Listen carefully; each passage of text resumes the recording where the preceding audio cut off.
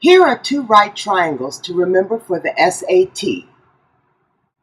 This is called a 3, 4, 5 right triangle. This is called a 5, 12, 13 right triangle.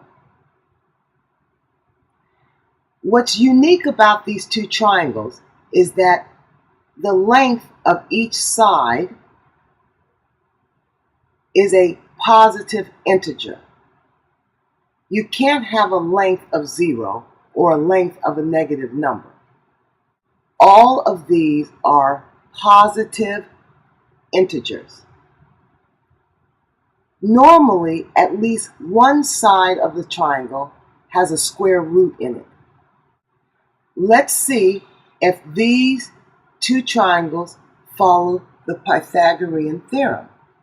Remember, side A and side B form the right triangle. That would be this side and this side, this side and this side. The right angle is always angle C.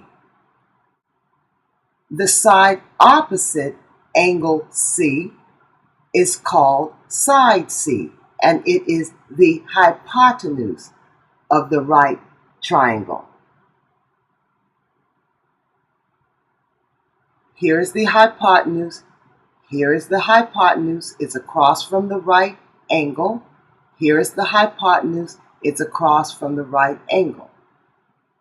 So let's plug the lengths into the Pythagorean theorem.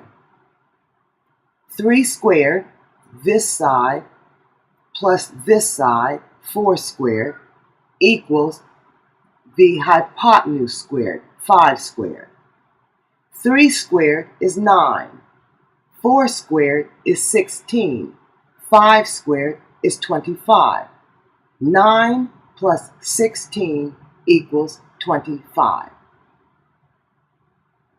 Let's look here. This side squared plus this side squared equals the hypotenuse squared.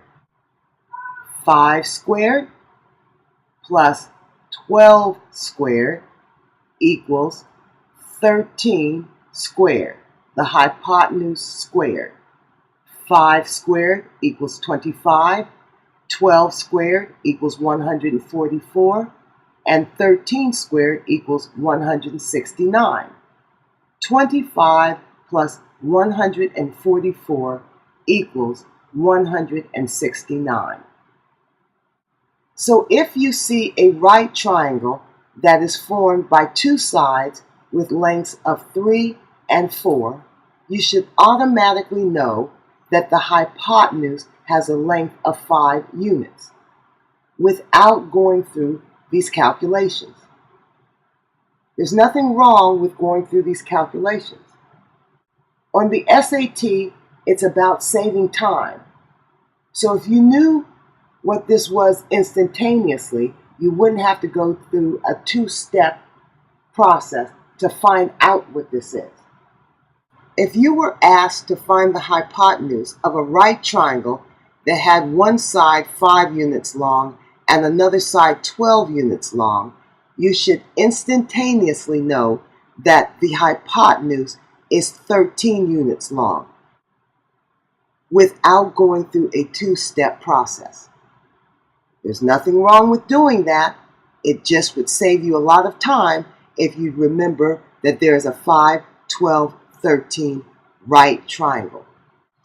Now you could also be given the hypotenuse and one side, and you should automatically know what the other side is.